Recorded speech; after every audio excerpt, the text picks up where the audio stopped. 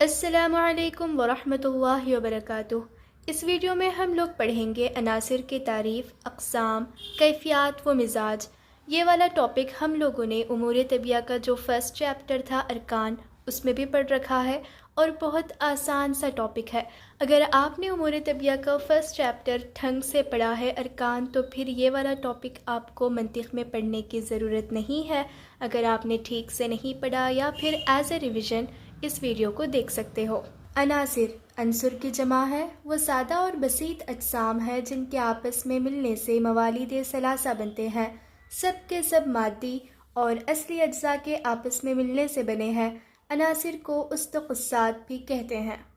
موالید ثلاثہ کا مطلب ہوتا ہے نباتات، جمادات اور حیوانات۔ جمادات یعنی منرلز، حیوانات یعنی سارے اینیملز، اور نباتات کا مطلب ہوتا ہے پلانٹس۔ تو اس دنیا میں جتنے بھی اسپیشیز موجود ہیں وہ سب کے سب عناصر سے مل کر بنے ہیں۔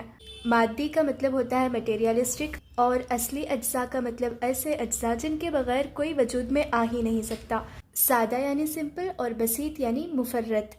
عناصر کی تعداد، عناصر کی جو تعداد ہے وہ مختلف زمانے میں بدلتی رہی، کیونکہ جیسے جیسے سائنس کی ترقی ہوتے گئی مختلف حکماء نے بھی الگ الگ عناصر کے بارے میں نظریے دیے۔ پہلے 5 گروہ کا مطلب ہوتا ہے گروپ، تو ان لوگوں کا ماننا تھا کہ عنصر وحید یعنی صرف ایک ایسا ایلیمنٹ موجود ہے جس کی وجہ سے اس دنیا میں جتنی بھی اسپیشیز ہے وہ ساری بنی ہوئی ہے۔ دنیا کی ساری چیزوں کو اسی کے استحالہ کا نتیجہ یا بدلی ہوئی صورت مانتے تھے۔ استحالہ یعنی میٹابولزم۔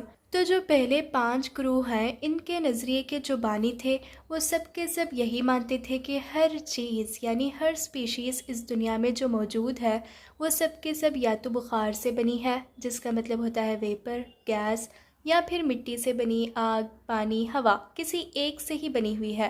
ایسا ان لوگوں کا ماننا تھا، لیکن بعد میں ان لوگوں کو غلط ثابت کر کے دوسرے نظریے دیے گئے، اور وہ تھا مٹی اور پانی، مٹی آگ اور ہوا مٹی، یہ دونوں جو ہیں اصلی اور بنیادی عناصر ہیں، ایسا مانتا تھا 6واں گروہ۔ اور 7واں اور 8واں گروہ یہی مانتا تھا کہ دونوں ہی عناصر ایسے ہیں جس کی وجہ سے اس کائنات میں موجود تمام مخلوقات بنی ہوئی ہے۔ لیکن پھر ان تینوں نظریوں کو بھی غلط ثابت کر دیا گیا، اور پھر 9واں اور 10واں گروہ اس بات کا قائل تھا کہ بنیادی عناصر کی تعداد 3 ہے، جو کہ آگ، ہوا، مٹی، اور ہوا، پانی، مٹی۔ ہوا کی اگر ٹھنڈی شکل مل جائے تو وہ پانی ہے، اس طرح 9واں گروہ مانتا تھا۔ ہوا کو اگر بہت زیادہ گرم کر دیا جائے تو پھر وہ آگ بن جائے گی، اس طرح 10واں گروہ قائل تھا۔ جیسے سائنس اور طب میں ترقی ہوتی گئی، 9ویں اور 10ویں گروہ کے نظریے کو بھی غلط ثابت کر دیا گیا، اور 11واں گروہ جو کہ روغن، نمکیات اور گندھک کو اس دنیا میں موجود جتنی بھی اسپیشیز ہے ان سب کے لیے ارکان مانتے تھے، اور اس نظریے کو دینے والے کیمسٹ تھے۔ اسی لیے اس نظریے کے دینے والوں کو کہتے ہیں اہل کیمیا، کیمیا یعنی کیمسٹ، اور اہل اکسیر بھی کہا جاتا ہے۔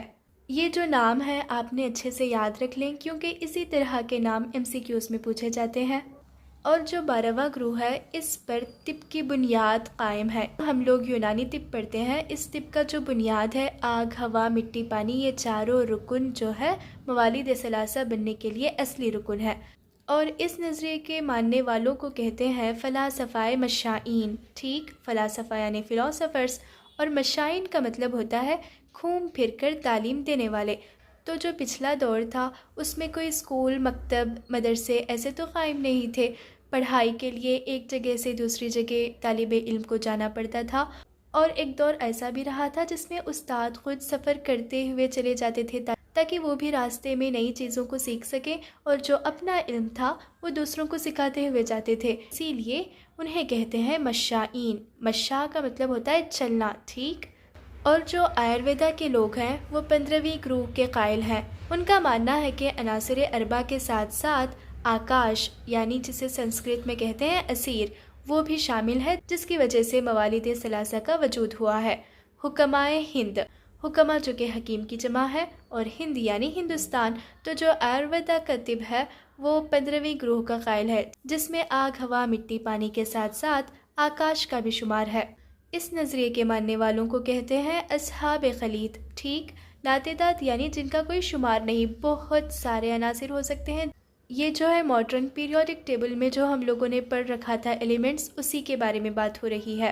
یہ بات بھی صحیح ہے کہ عناصر لاتعداد ہے، لیکن یہ جو نظریہ ہے وہ بھی غلط نہیں ہے، چونکہ جو نائٹروجن ہے وہ عنصر ناریہ میں آتا ہے، اور جو آکسیجن اور ہائیڈروجن ہے وہ عنصر مائع میں آتا ہے۔ اس طرح عناصر جو ہے لاتعداد تو ہیں، لیکن ان سب کو صرف 4 کیٹیگری میں ہی ہم رکھ سکتے ہیں، ایک ہے ناریہ، ایک ہے ارضیہ، ایک ہے ہوائیہ اور ایک ہے مائع۔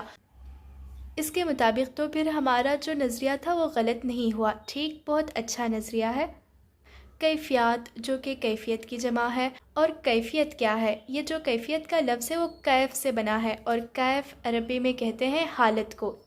تو پھر کیسی حالت ہے، مطلب مزاج کیسا ہے؟ ٹھیک، تو 4 ہی مزاج ہے اس کائنات میں، حار یعنی گرم، بارد یعنی ٹھنڈا، رطب یعنی طری، موئسچر کا پایا جانا، اور یابس کا مطلب ہوتا ہے خشکی، ڈرائی کا ہونا۔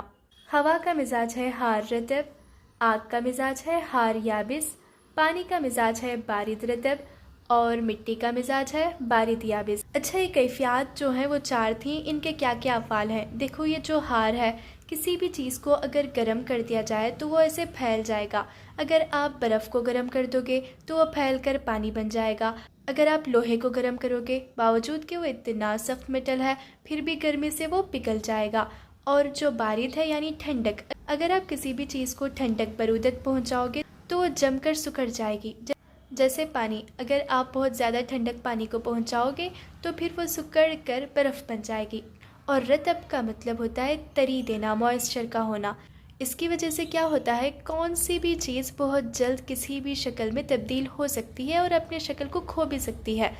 جیسے دیکھو، اس کا اگزامپل اگر آپ روٹی بناتے ہوں گے تو اچھے سے سمجھ جائیں گے۔ جو گوندا ہوا آٹا، اگر اس میں نمی باقی ہے تو آپ اسے کون سا بھی شکل دے سکتے ہو، چاہے روٹی گول بن سکتی ہے، چوک بن سکتی ہے، یا پھر تکونی شکل کی بن سکتی ہے۔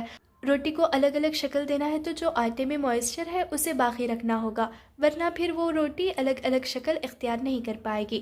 آپ بہت جلد روٹی کا شکل چینج بھی کر سکتے ہیں اگر اس کے اندر طری نمی باقی رہی تو، ٹھیک۔ اسی لیے کہتے ہیں کہ رطب کے پائے جانے سے کون سی بھی شکل جلدی قبول بھی کر لیتی ہے چیز، اور جلدی اس شکل کو چھوڑ بھی سکتی ہے۔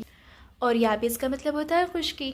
اس سے کیا ہوتا ہے کہ چیز شکل تو قبول کر لیتی ہے لیکن آسانی سے چھوڑ نہیں سکتی، اور یہ والی جو صلاحیت ہے وہ مٹی میں پائی جاتی ہے۔